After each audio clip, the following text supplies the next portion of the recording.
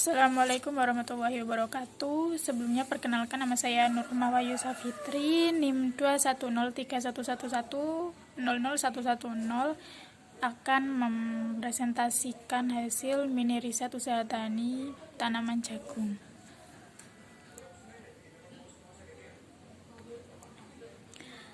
Latar belakang: jagung merupakan tanaman pangan penting kedua setelah padi, mengingat fungsinya yang multiguna dan merupakan bahan penyumbang terbesar kedua terhadap produk domestik regional bruto setelah padi. Banyak sekali lahan pertanian yang ada di Indonesia ditanami tanaman jagung. Produksi jagung di Indonesia masih relatif rendah dan masih belum dapat memenuhi kebutuhan konsumen yang cenderung terus meningkat. Produksi jagung nasional belum mampu mengimbangi permintaan yang sebagian dipacu oleh perkembangan industri pangan dan pakan. Untuk dapat meningkatkan produktivitas usaha tani jagung, maka diperlukan berbagai informasi terkait dengan faktor-faktor yang dapat mempengaruhi produktivitas usaha tani tanaman jagung itu sendiri. Pembahasan 1. Klasifikasi usaha tani. Usaha tani yang dilakukan adalah usaha tani dalam bentuk perorangan, yaitu proses kegiatan yang dilakukan oleh keluarga sendiri. Kedua, faktor produksi, yaitu yang pertama lahan. Lahan yang digunakan untuk menanam jagung adalah lahan kering, di mana waktu penanaman dilakukan pada musim kemarau. Kedua, tenaga kerja. Tenaga kerja yang digunakan adalah tenaga kerja manusia dan mesin. 3. Modal. Modal usaha berasal dari kredit informal. Kemudian manajemen. 1. Perencanaan. Perencanaan yang dilakukan adalah persiapan alat apa saja yang diperlukan dalam kegiatan, seperti traktor, tanaman apa saja yang akan ditanam. Karena pembahasan kali ini adalah tanaman jagung, maka jagunglah yang dipilih. Kemudian menyediakan pupuk, pestisida, benih, menentukan sumber air untuk irigasi. Di usaha tani ini, sistem irigasi dilakukan dengan cara membuat terusan atau parit-parit kecil menghubung ke sungai. Kedua, yaitu pengorganisasian. Pengorganisasian yang dilakukan dengan membagi tugas-tugas sebagai tenaga kerja yang berasal dari keluarga untuk memelihara tanaman, kemudian menentukan jenis jagung yang akan ditanam, kemudian menentukan cara-cara pemeliharaan. Tahapan selanjutnya yaitu action atau pelaksanaan, yaitu yang pertama adalah proses membajak sawah sebelum ditanam. Kedua adalah proses penyemaian yang memberi lubang pada tanah dengan jarak tanam 70 cm x 20 cm dengan jumlah 1 lubang 1 benih.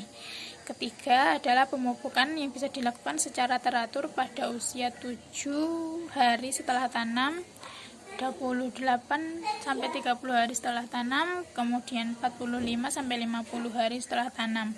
Keempat adalah proses penyiangan yang dapat dilakukan pada usia benih 15 HST sampai 45 HST. Dalam proses penyiangan dapat juga berbarengan dengan proses pembubuhan tanah.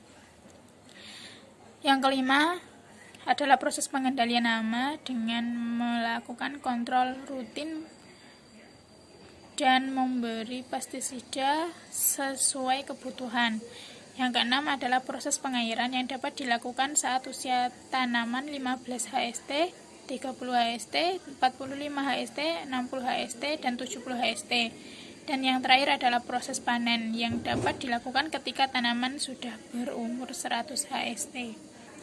Selanjutnya adalah pengawasan, yaitu dimulai dari proses penyemaian sampai pemanenan atau selama pemeliharaan tanaman jagung selalu dikontrol untuk memastikan pertumbuhan dan perkembangannya berjalan dengan baik dan agar terhindar dari berbagai hama dan penyakit yang dapat menyerang tanaman.